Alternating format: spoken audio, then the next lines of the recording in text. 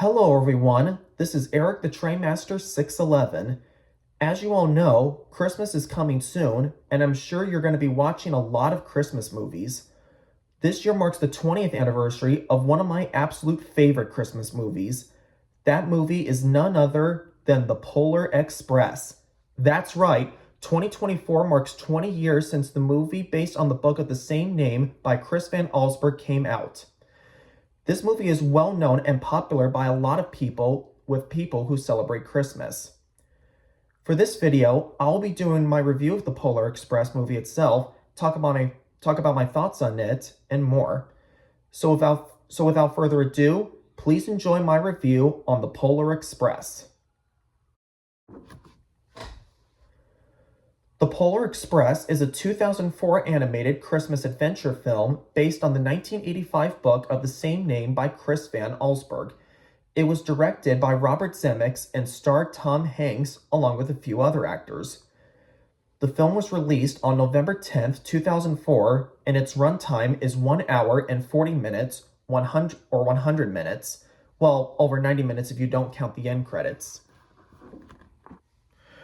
The story of the Polar Express begins on the night of Christmas Eve when a boy boards a mysterious train bound for the North Pole. On the way to the North Pole, numerous events happen, such as the boy trying to return a ticket to a girl, encountering a hobo and some caribou blocking the tracks, going on a roller coaster type ride, and sliding on ice before getting back to safety. Eventually, they get to the North Pole, and the boy, girl, and another boy, Billy, also known as the Lonely Boy, get lost and end up getting back to the square of the North Pole. Then Santa Claus arrives and gives the boy a silver bell from his sleigh, which he declares as the first gift of Christmas. Then Santa takes off and flies over the North Pole before flying away. When the children get back on board for the return trip, they ask the boy to show them the bell, but he is saddened to discover a hole in his pocket, and when the train heads back. When the train arrives back home, the boy gets off and says goodbye to his new friends and the conductor, who bids him farewell as the train pulls away. Next morning, when the boy and his sister Sarah open their presents, he finds one more present, which happens to have the silver bell with a note from Santa. They both ring the bell, which makes a wonderful sound, but when their parents try to ring it, they don't hear it. It turns out that the bell happens to be a magic one and only rings for those who believe in Santa, including the boy.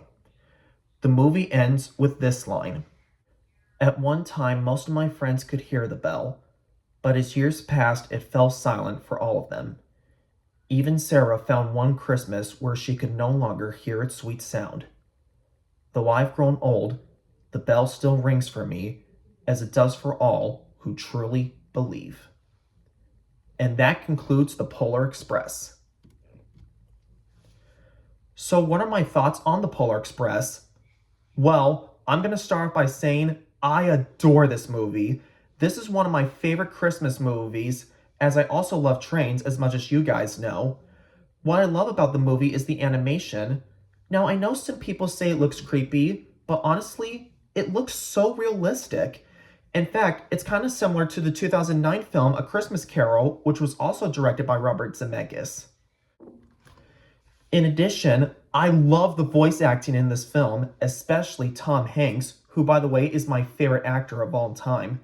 My favorite roles from him are the conductor and Santa. On the subject of characters, my top favorites are the hero boy, the hero girl, the conductor, Billy, and Santa. Now, I know some people don't care for the know-it-all kid, and that's fine, but for me, I find him pretty funny, and I really love how he does learn how to have humility at the end. As for the songs, my favorites are Hot Chocolate, Believe from Josh Groban, When Christmas Comes to Town, and the Polar Express main theme. Speaking of music, Alan Silverstein did an outstanding job composing the music for the film. I especially love that he made some music cues from Christmas songs in some parts. If there's one thing I have to criticize about or don't like about the movie, it would be that most of the characters, including the hero boy and the girl, don't have names. However, I did discover some of them on the Polar Express wiki, like the name of the hero boy was Chris, the hero girl was called Holly, and the conductor was named James, but that's just a minor criticism. There is one thing I would like to bring up in this movie. This is a sad fact. This film was the last film in which actor Michael Jeter played in, as he died in 2003 during the film's production.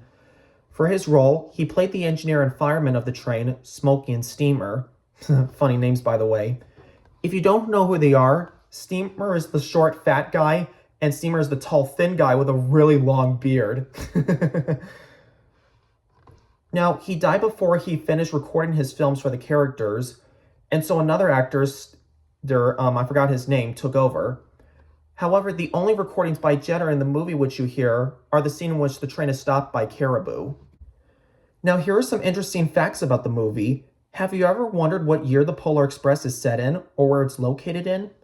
Well, the movie takes place in Grand Rapids, Michigan, and takes place in the year 1956.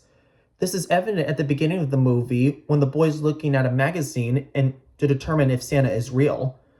Another proof is the shop Herpley-Scheimer's in which the train passes through. Now, to the casual viewer, you would think that this is just a made-up store. But in fact, Herpley-Scheimer's was actually a real store in Grand Rapids, Michigan that existed from 1865 to 1990. Another interesting fact is that the address of Billy's house, 11344 Edbrook Avenue, is actually the childhood home of Robert Zemeckis, which was actually in Chicago, Illinois. Here's another interesting fun fact. Did you know that the Polar Express was actually based on a real steam locomotive? Well, I'm going to tell you. The locomotive in the movie was modeled after Pure Marquette 1225, an American 284 Berkshire locomotive that resides in Owasso, Michigan. 1225 was built by the Lima Locomotive Works in Lima, Ohio in 1941, and it was retired from mainline service in 1951. It was placed on display at Michigan State University. In fact, the author of the Polar Express, Chris Van Allsburg, had fond memories of seeing the 1225 in person when he would go to Michigan State University to watch football games, and when Chris wrote the book and illustrated the book, he drew inspirations from the 1225. Interestingly enough, the book the movie is based on was published the same year 1225 was restored and returned to service, 1985.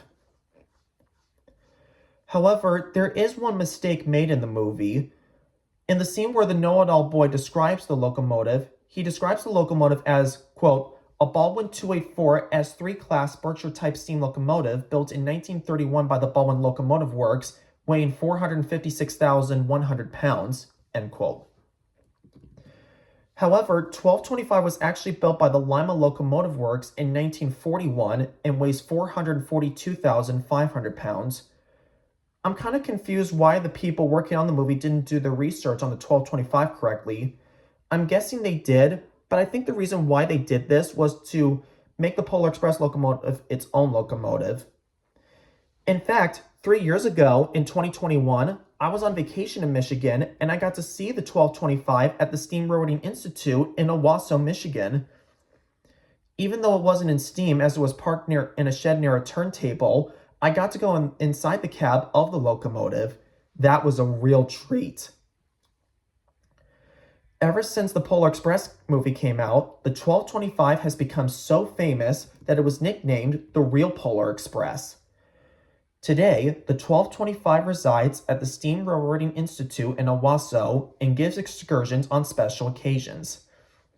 During November and December, she pulls her own Christmas train called the North Pole Express. Speaking of which, the movie inspired several tourist railroads in the United States to do the Polar Express train ride event during Christmas.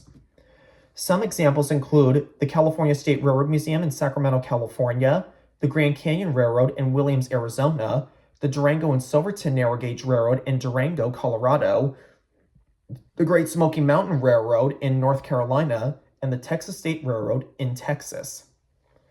In this event, passengers board the train ride and take it to the North Pole to see Santa Claus, and just like in the movie, drink hot chocolate. They also get to hear the story from the book that was written by Chris Van Allsburg.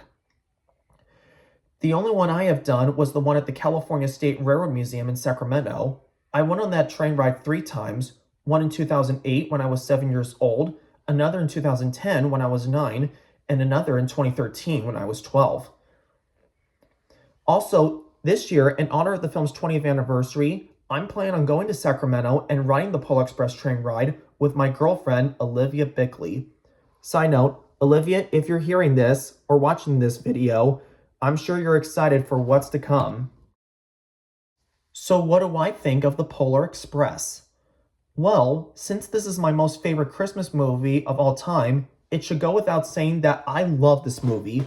I'll be honest, when it comes to either the book version or the movie version, I like both, but honestly, I like the movie version the best because with the stuff that was added in the movie that was not featured in the original book, it makes the story feel more exciting and adventurous. As stated before, I love the animation, the music, the characters, and everything else is stellar. Aside from the complaint that I had about some of the characters not having names, this film is always a joy to watch.